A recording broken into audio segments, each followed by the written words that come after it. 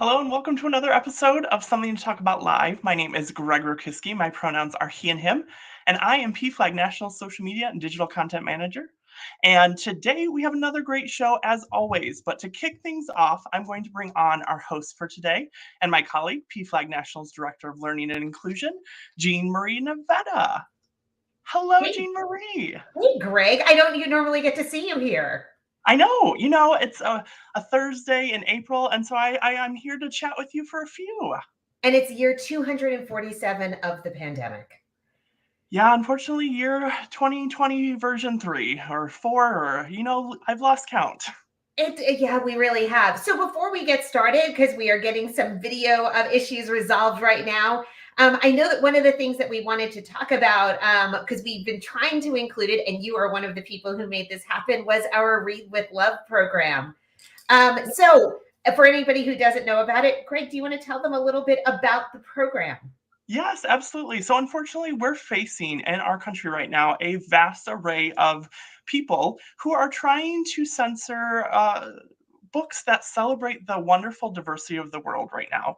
And so PFLAG, in our very PFLAG way, are encouraging our entire community to join us as we lead with love, but also to read with love. And so if you head over to pflag.org/read with love, we've been having conversations here. We've been having conversations on our social media channels, and we want you to choose one of the many books that celebrate the diversity of the world and talk about them on social media. We have a great opportunity for you to buy books through Amazon and Bookshop, and it benefits our critical and life-saving work, as well as after you're done reading those books that are filled with love and different array of stories. And Jean Marie, I'm going to talk to you about your TikTok debut in just a moment. But we want you to, after you're finished reading these books, consider donating them to a local and public library in your community that might need them. And so we really want to fill this effort with love and books, because what a great combo, right, Jean Marie? It totally is. And I think that as we watch the news, I know that every single day when I'm eating my lunch, I sit and I sort of do my news scroll. And it feels like every single day we are seeing another one of these attacks. We are seeing another a book ban. We're seeing another experience where stuff is literally being taken off of shelves. Like, it is not a metaphor any longer. It is literally happening. And I know that it makes me feel a little hopeless. I have to admit that. But to be able to actually know that I can purchase the book and make it part of replenishing what's being taken away makes me feel really good. And I need to admit to you, Greg, you did kind of change things for me. I am a bit social media resistant, and Greg actually got me to do my very first TikTok, which I did not anticipate doing. But we highlighted Melinda Lowe's book, which was fantastic. And it occurred to me that in such a tiny, small space of time, there is so much we can do to everybody. Welcome to Something to Talk. Oops, and it looks like we almost had a video issue. So I know that those are going to be going live a little bit more, and I think it's a great way for people to feel like they can actually do something. Absolutely. And so you can follow our TikTok at pflag. And I think with that, we hope to see all of your conversations using hashtag read with love.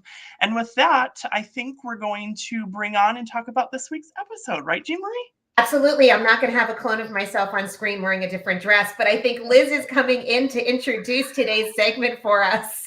Hello, everybody. Welcome to Pandemic Year 347, where we have all kinds of wonderful technical issues happening behind the scenes, scrambling to get things done. This week, we have a fantastic interview that Jean Marie pre-recorded earlier in the week, and we were all set to go. And all of a sudden, the video was unliked by our StreamYard platform. But happily, we have gotten that problem fixed, as you just saw a moment ago, and I accidentally hit play. But I'm very excited to share this. Greg, thank you so much. Jean Marie, thank you so much for hosting the conversation, Liz. Talking about Read with Love. And I'm going to get this party continuing now with this great interview that you had with Thanks, Father everybody. Happy Easter. Everybody, welcome to Something to Talk About Live. My name is Jean Marie Nevada. My pronouns are she and ella. And every single week, we get together to talk about something related to LGBTQ equality and inclusion. And this week is a show that I have been so excited about for such a very long time.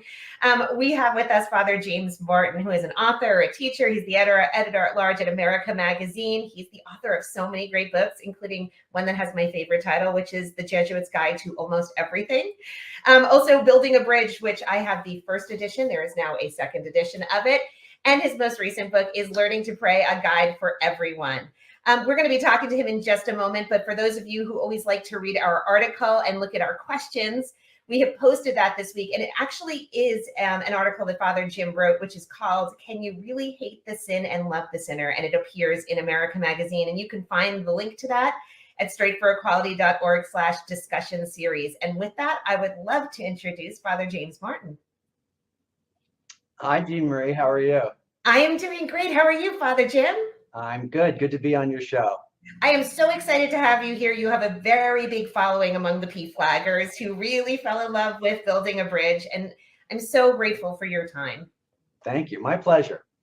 So I actually want to start by talking about your work in this space. So prior to Building a Bridge, you focused on a lot of different theological issues, the lives of saints, how to pray, a whole bunch of different things. What was it that brought you to this? Why did you want to do this work in the LGBTQ and ally space? Well, part of a Jesuit ministry is what we call walking with the excluded. And I've done that throughout my Jesuit training. I worked with refugees, with homeless people, with street gang members, all sorts of different people, prison inmates, who are often kind of at the margins of society. And I'd done a little work with LGBTQ people, but nothing formal, really until the Pulse nightclub massacre in 2016. And I saw how little attention that got from Catholic leaders, and that prompted me to give a few talks and write that book, Building a Bridge. So that's really what led to the ministry, and I would say in a more formal way.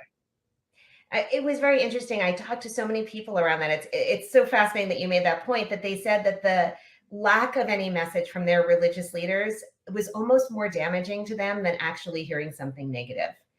That the silence was deafening. Yeah, I mean, what happened was after Pulse, unlike in other mass tragedies, and it was the largest mass shooting in U.S. history up to that time, or natural disasters, when you can count on Catholic bishops to weigh in, as they should, on sort of public issues, expressing their condolence, their sympathy, we're praying for this group or that group. It was really just a handful of bishops, and of those bishops, I think maybe 3 or 4 out of, say, 300 Catholic bishops even used the word gay or LGBTQ. And Jean Marie, one of the things that came into my mind was, even in death, these people, this community is invisible to the church. And so that really galvanized me. As you say, the silence really bothered me. Thank you. Thank you. And thank you for that. Every time I hear people talk about how the silence hurt them, it just breaks my heart. And it breaks my heart because what ended up getting a lot of attention in some cases were people who went very negative on that, using God to talk about how the situation was bound to happen. So you've been now doing this work for several years in a much bigger way. What would you say some of the most important things that you've learned along this journey have been? And has anything surprised you as you've done this work? What a great question. I think, really how much I have to learn from the LGBTQ community. For example, in the first edition of that book, Building a Bridge, I talked about it being a two-way bridge, that the church should treat the LGBTQ community with what the Catholic Catechism calls respect, compassion, and sensitivity. And I said, that the LGBTQ community should treat the institutional church that way too. And a lot of LGBTQ people pushed back on that rightly and said, it's not really equivalent, because the church, the institutional church, has marginalized us, not the other way around. And so in the second edition of the book, I made it clear that the emphasis for the outreach really is on the church. But also, I think really in the Catholic Church, what really continues to amaze me, is the pain that people feel. And unfortunately, from a lot of church leaders, and really how sometimes they're just mean to LGBTQ people. And I hear that every day. So in a way, it discourages me, but in a way, it really emboldens me to continue the ministry.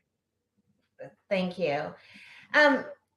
Speaking about the Catholic Church, we sometimes feel it's, 2 steps forward, 1 step back. Some days it's also 2 steps back. It depends on which day of the week it is. The Pope will say something great, and people will get really excited. And then you'll hear a bishop say that they're not going to offer sacraments to LGBTQ people. And I think that there is a real sense of discouragement, and in many cases, a loss of hope from people. So how do you talk about this with people who feel like a real sense of mistrust, a sense that things are never going to change as much as they need to, because it does sometimes feel constant, the attacks? It does, and that's a good follow-up from the last question, because I think it's important to point to the good things that are happening as well. So, there's a lot of pain in the church, but there's also a lot of hope. And one of the things I do is I listen to people, obviously listen to their pain and their struggle, and take where they are seriously.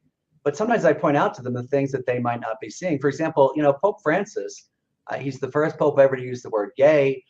He's written public letters to me, to Sister Janine Gramick, the co-founder of New Ways Ministry, to a woman named Sister Monica Astorga, an Argentine nun who works with transgender people. I mean, really has taken some significant steps forward. And so I try to point to those things, as well as things going on more and more and more in local parishes, high schools and colleges. I cannot tell you how many colleges and high schools I've talked to that want to start gay straight alliances, LGBTQ outreach groups. So it's a kind of tension between respecting where the people are and not diminishing or putting down their pain or their experiences, which are real, and there is a lot of hurt in the church, but also holding that intention with the positive steps that are happening. And really cardinals and archbishops and bishops talking about, even just last weekend, the Cardinal Archbishop in Germany, Cardinal Reinhard Marx, said that he blessed same-sex unions. So there's a lot of stuff going on that I think, unfortunately, if you only look at the newspapers, you only see, kind of the more prominent negative stuff. And the day-to-day positive stuff, I think, is worth pointing out as well. May I ask what the response of some other people in the clergy has been to your work? I'm sure that you've had a number of conversations. I'd be kind of interested to know what some of the affirmation maybe has sounded like, and even what some of the pushback has sounded like, because I think the reasons that people sometimes push back are kind of fascinating and a conversation in themselves. And I'm aware this is a broad generalization, but. No, that's true. I mean, the most significant affirmation has been from the Pope, and I met with him in 2019 for half an hour at his request to talk about LGBTQ ministry. We've been in touch since then. He wrote a public letter to me affirming this ministry. My Jesuit superiors support me, cardinals and archbishops and bishops, my Jesuit brothers. So there's a lot of support. But by the same token, there's a lot of pushback too. I mean, you go online and you can just Google James Martin LGBTQ and all sorts of crazy stuff can come up. Where does it come from? Despite the fact that I'm not challenging any church teaching and never have, I think it comes from fear, right? It comes from, as from living with the LGBTQ community, people fear what they don't understand. It's easy to demonize people that they don't understand. And there's a line in the New Testament that says, perfect love drives out fear, which is really beautiful. I think perfect fear drives out love. And wow. So it makes, fear. And oftentimes I find that the people that are the most angry and the most enraged are people, who are sort of ex-gays or, seem to be struggling with their own sexuality. And funny enough, Jean Marie, I've had experiences on social media where people have written to me and said, I'm so sorry, 3 years ago I attacked you online. Now I'm out. And it doesn't happen a lot, but it's happened enough to, kind of show me that I think that's part of the equation here. Hey, as you look at some of that's an incredible story, by the way. No, it's totally true. I mean, especially young men, believe it or not. I don't know why that is, but, when I was in college, I said all these terrible things about you on Twitter. I don't even remember. And now I'm out and I'm sorry. And so an act of grace to acknowledge that. I think that really speaks to the journey that they're probably taking too. Well, that's a great insight. Let me add something, if you don't mind. Please. I was at a talk in Connecticut soon after my book came out, and this woman started screaming at me. And I mean, I won't do the imitation, but literally screaming at me. And I said to a psychologist I know, I said, where's that coming from? And she said, it's coming from her. Something is going on inside of her Yeah. that, I mean, it's one thing you can disagree with what I write and say it politely, but that level of rage is coming from the person. Anyway, I didn't mean to interrupt you. Sorry. No. I think I always think it's very interesting when I listen to people pushing back, being Catholic, I certainly heard a lot of it. I sometimes try to figure out, is it that you don't want things to change? Is there a legitimate reason you're leaning in a more conservative direction? Are we going back to Latin? Or is it that you are just uncomfortable with the idea of LGBTQ people celebrating equally around you? And it's sometimes hard for me to see. Or both. Yeah, or both. So one of the things that we talk about a lot at PFLAG is the treatment of particularly transgender people. We are the first national LGBT organization that ever had a policy that said we won't do anything unless it's fully trans inclusive, because we're a family organization and we would never make parents split up. And unfortunately, as you know, trans youth particularly are under some of the worst fire right now. I read an article, it was an interview with you kind of recently, where you talked about teachers using the right pronouns with trans students and how important that was. And you were speaking very much from a Catholic perspective. Can you talk a little bit about your feelings there, and also what your journey has been in getting to know more people in the transgender community as you're doing this work? Well, I'm smiling because I'm literally right now writing an article called The Church and the Transgender Person for a new website we're starting called Outreach. And it's been a journey because I think, as you know, gays and lesbians and bisexual people, I think are, are sort of more understood or more known. And now as more and more transgender people are being open about their gender identity and their journey, we're coming to understand them. So for me, it's been a learning process. And I think one of the things that I'm trying to say to the church, at least the people who will listen, is that we really have to learn, and that we're still on a journey. There's so many topics that are unknown and misunderstood and really and debated still. I mean, really, like, as people know, heated debate, about things like puberty blockers and surgery for youth, etc. And I think the key for the church is to listen rather than to come out with policies that are restrictive or condemnatory. We really need to listen. And look, this is a group of people who I've come to know who are really marginalized, and the church needs to be on the margins with people who are excluded. Fortunately, there are people like Sister Monica, who I mentioned earlier, and Sister Louisa Darwin, a wonderful sister who's worked since 1999 with transgender individuals. And I was just emailing her a few minutes ago. So I think we need to listen to the transgender people themselves first, and also people that minister to them and that are experts, rather than getting caught up in this kind of moral panic. Sister Louisa has played a very big role in several people's lives that I know. And I actually got to meet her once, and she's so kind in doing some of the hardest work, I think, right now, because of how this is all unfolding. As you look at this unfolding in schools, though, some of the places that we have seen some of the ugliest treatment of students who are LGBTQ, and particularly trans students, has actually unfortunately been in Catholic schools, as well as some rough treatment of teachers in those schools who happen to be LGBTQ themselves. How do you respond to this when this starts happening? Because I think sometimes it, to me, feels like an example of where the Bible is being used as a weapon, not something to help us. So how do you talk to people who are kind of really deep into that and on board with that?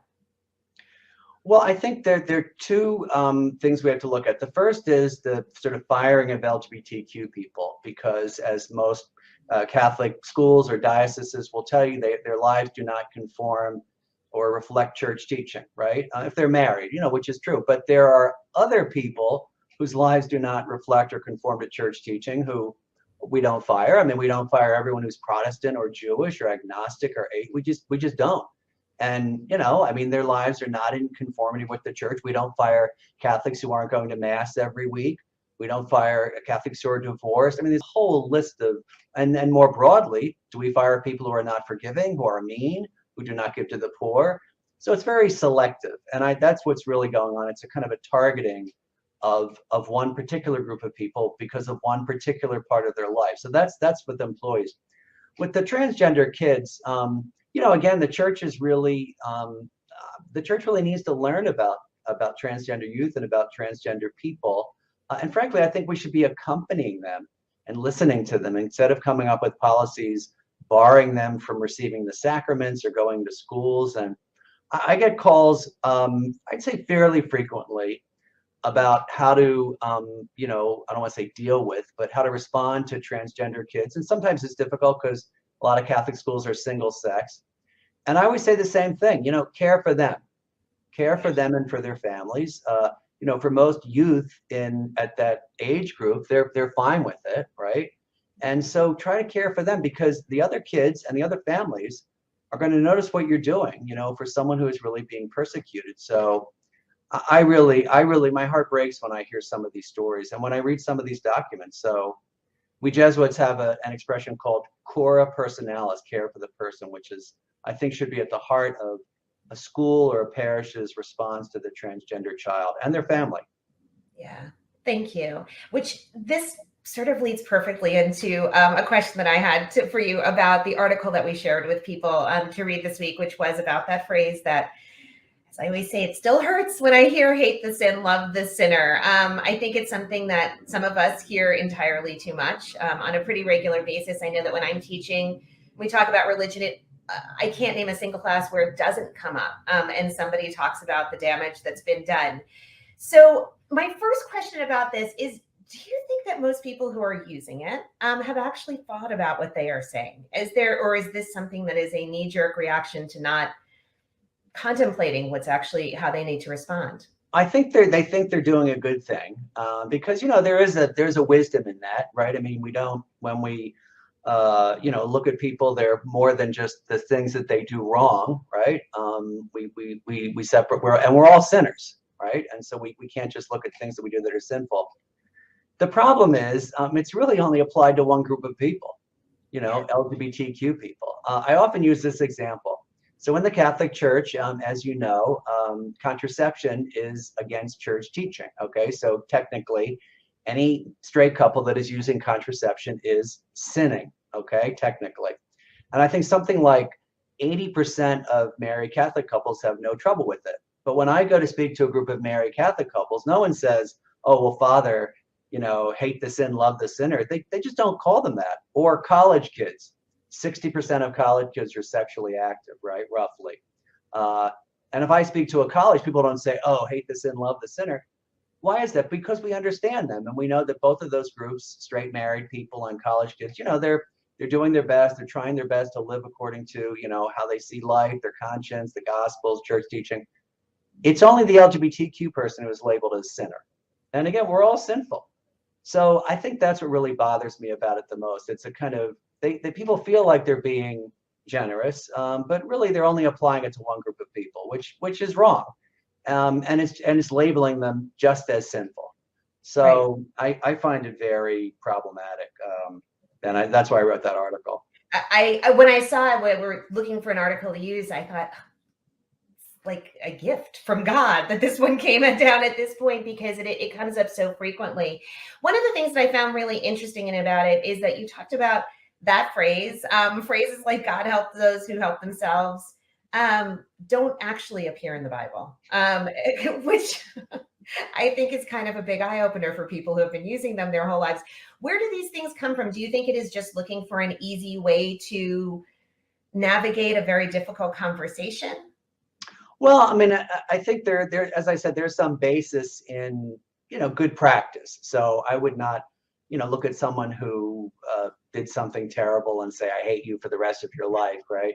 There's a great line from Sister Helen Prejean. I'm not comparing the two groups, by the way. She works with people on death row, and she says that people are more than their worst act, which is great. So we're separating the person's act from the person.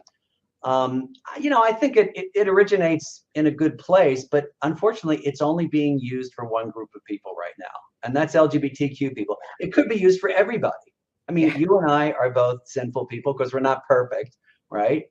But if I were going out to dinner with you, I said to a friend, I'm going with Jean Marie. Oh, well, hate the sin, love the sinner. I mean, it's just, it doesn't make any sense. So it's the selectivity that I think that I object to, and I think people should object to. And, LGBTQ people are so tired of hearing that. And another thing, Jean, frankly, is that the people that I meet who use it don't seem to really love LGBTQ people.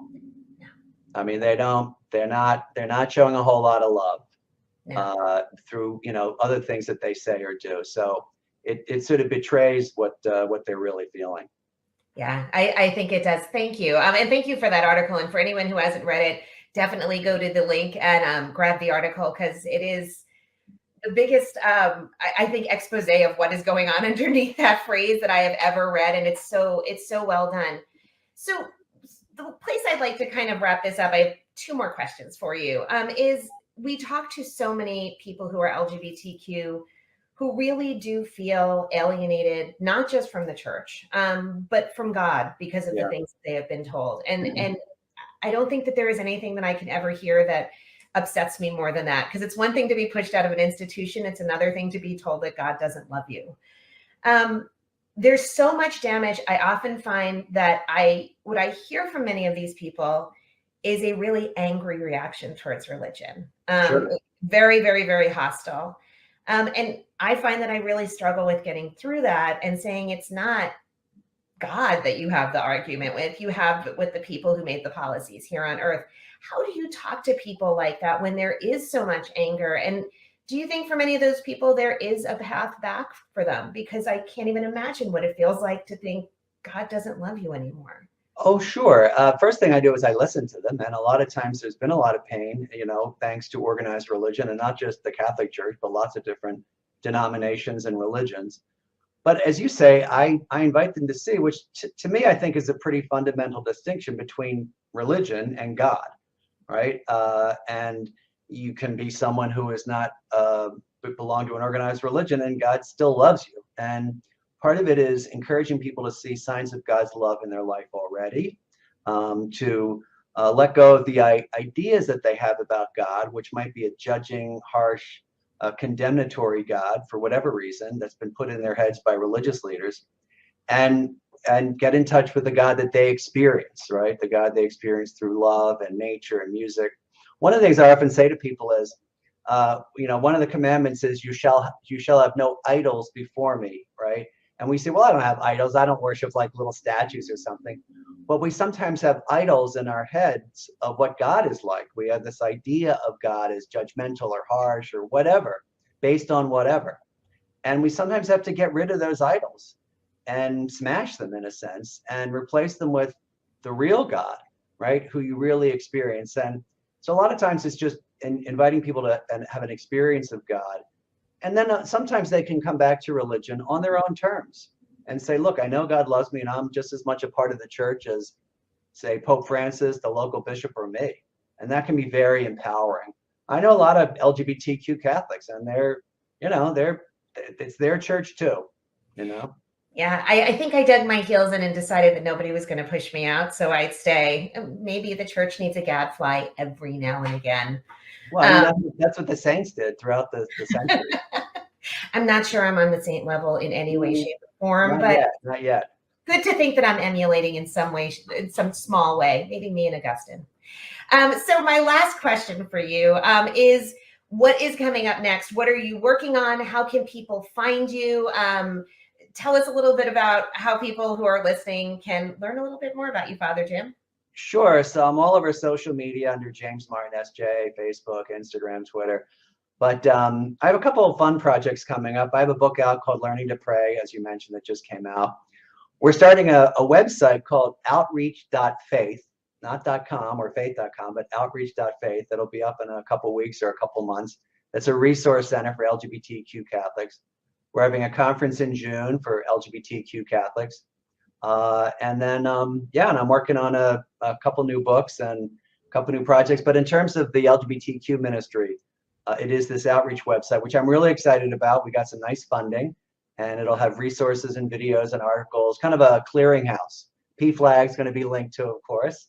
Thank you. So like where can people go? And then this conference at the end of June. So lots going on. Well, thank you so much, Father Jim, for first of all, for being here. You've been the person who I've most wanted to talk to, I think, of all the shows that we've been doing. And even more, thank you for what you were doing to welcome people into the church and in many cases back to the church. I don't think there's enough people like you out there. Thanks, Jean Marie. Thanks for all your great work too. And we're all on our way to becoming saints, with God's help. So keep being a gadfly. Thank you. Well, that wraps up our conversation for today's show. I am so grateful to Father Jim for spending time with us. As a quick reminder to everybody, if you want to lead with love, you should start by reading with love. So I always encourage people to check out pflag.org/readwithlove, where you can check out our books, our bookshelf of LGBTQ inclusive and affirming books. If you'd like to add one to your shelf, I definitely recommend checking out Father Jim's book, Building a Bridge. It's in its second expanded edition. It has some updates on that first one. You can access that also through our Read with Love link that is online. We wrap up this show the same way every single week. We remind people to please remember to run fast, to laugh hard, and most of all, please be kind. Also, if you're not vaccinated, please get vaccinated. Do not shame people who are still wearing their masks. Be a nice person, and we're all going to be able to see each other in person sometime soon. If you need help, visit pflag.org, and I will see you next week on Something to Talk About Live. Have a good week, everybody.